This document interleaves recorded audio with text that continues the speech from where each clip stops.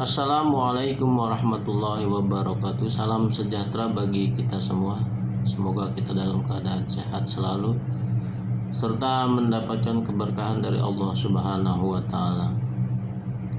Pada kesempatan kali ini saya akan membahas sebuah profesi yang tentunya sering kali kita dapati di berbagai tempat, di antaranya di pusat perbelanjaan, rumah sakit, gedung perkantoran, apartemen.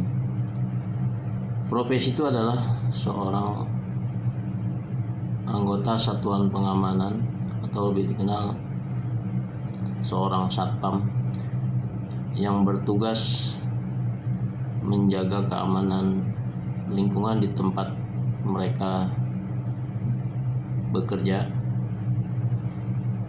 Berawal dari sejarah berdirinya Satpam pada tahun 1980 melalui skep Kapolri yang pada saat itu dijabat oleh Bapak Awaludin Djamin, yang sama-sama kita kenal beliau adalah Bapak Satpamnya Indonesia. Berkat jasa beliau, tonggak sejarah terbentuknya Satpam di Indonesia ini pada tahun 1993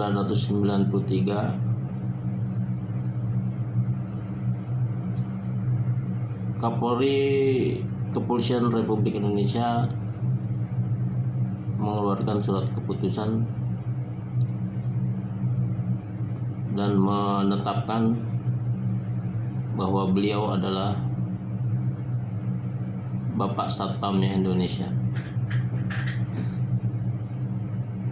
Tidak dapat kita pungkiri bahwa pada era sekarang ini kebutuhan akan tenaga keamanan itu cukup tinggi seiring berkembangnya zaman,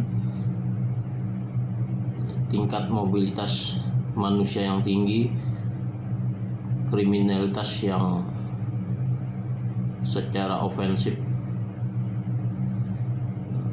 kemudian tingkat kepedulian masyarakat akan keamanan diri pribadi dan orang lain menjadi tolak ukur bahwa kebutuhan tenaga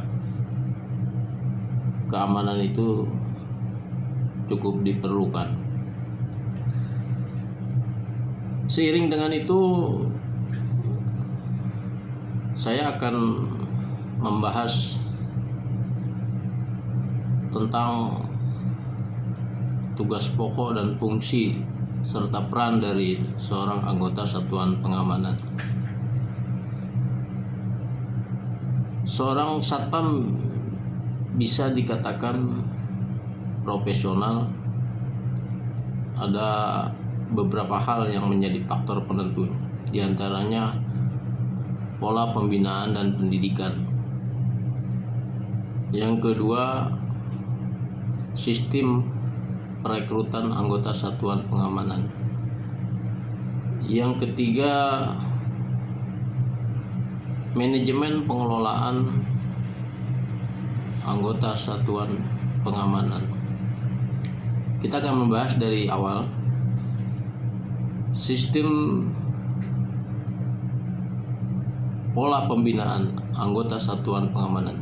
Sebagaimana kita ketahui bahwa sistem pembinaan satuan pengamanan ini bersumber dari pelatihan pendidikan dasar yang melalui tingkatan yang pertama ada pendidikan dasar Gada Pratama, yang kedua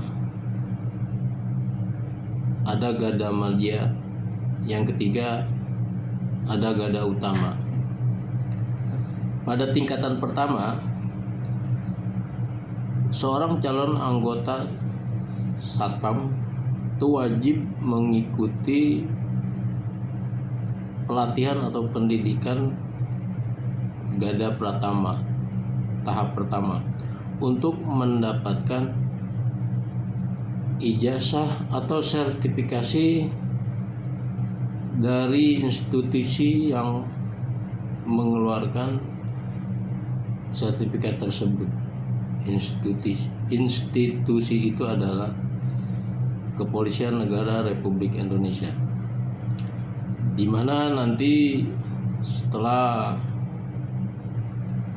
calon anggota Satpam mengikuti pendidikan kurang lebih selama 1 bulan, maka yang bersangkutan berhak mendapatkan ijazah atau sertifikat dari Kepolisian Negara Republik Indonesia. Setelah sertifikat itu keluar, masuk kepada tahap berikutnya, yaitu pembuatan kartu tanda anggota Satuan Pengamanan yang juga dikeluarkan oleh Kepolisian Negara Republik Indonesia wilayah Polda masing-masing. Ketika ijazah dan kartu tanda anggota itu sudah bisa diterima, kita menghadapi satu persoalan. Yang pertama, apakah setelah anggota Satpam itu mendapatkan kedua-duanya itu bisa langsung ditempatkan penugasan, atau anggota Satpam itu berinisiatif atau secara mandiri mencari lowongan pekerjaan untuk menjadi anggota Satuan Pengamanan. Yang banyak kita ketahui, penyelenggara dari Diksar Gada Pratama, Gada Madya, dan Gada Utama itu adalah dari BUJP. Nah, BUJP ini kemudian menyelenggarakan diklat Satpam. Setelah selesai, biasanya seorang anggota Satpam itu ditempatkan bisa di mall, bisa di apartemen, bisa di rumah sakit, tergantung dari perusahaan jasa pengamanan yang mempunyai kontrak dengan perusahaan-perusahaan yang ada di sekitar wilayahnya masing-masing. Terkait dengan hal itu, maka seorang anggota Satpam itu sudah bisa dikatakan resmi menjadi anggota Satuan Pengamanan. Kemudian persoalan yang berikutnya adalah ketika seorang anggota Satuan Pengamanan mereka bertugas di satu institusi atau satu instansi swasta maupun pemerintah yang sudah masa kerjanya ada yang mencapai 10 tahun, 15 tahun, bahkan sampai 20 tahun, 25 tahun. Ketika Satpam tersebut membutuhkan kartu tanda anggota untuk bertugas, syarat utamanya adalah untuk mengikuti diklat baik Gada Pratama, Gada Madya, dan Gada Utama.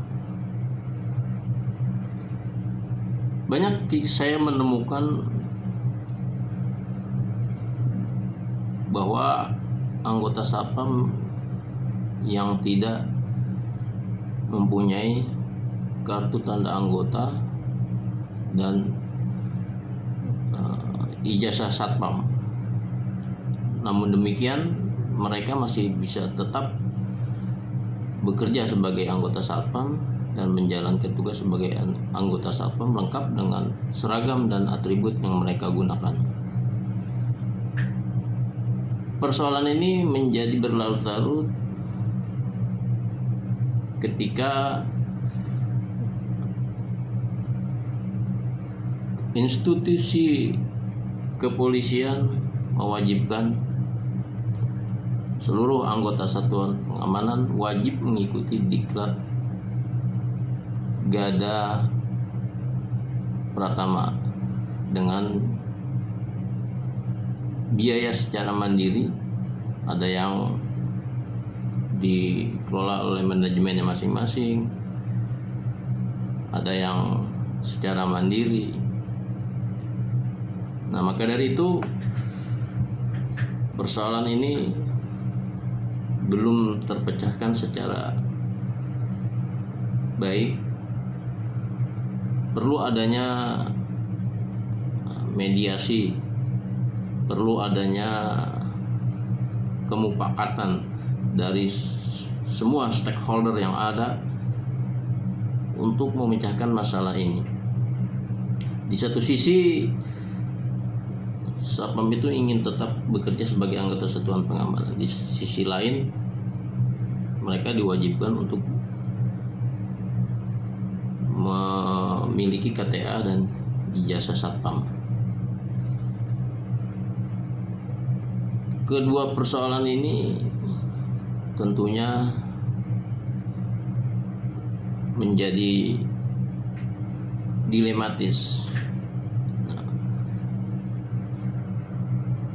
Makanya pengelolaan anggota satuan pengamanan di Indonesia belum menjadi titik temu yang betul-betul punya dasar aturan dan hukum yang berlaku.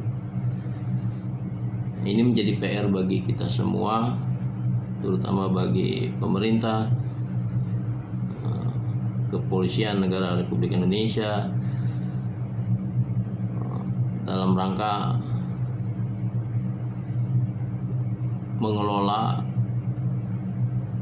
anggota satuan pengamanan yang ada di Indonesia ini mempunyai dasar aturan dan hukum yang berlaku, agar mereka merasa dalam menjalankan tugas ada kepastian juklak dan juknisnya dalam bertindak dan melakukan tugasnya di instansinya masing-masing. Demikian yang bisa saya sampaikan, semoga bermanfaat bagi kita semua.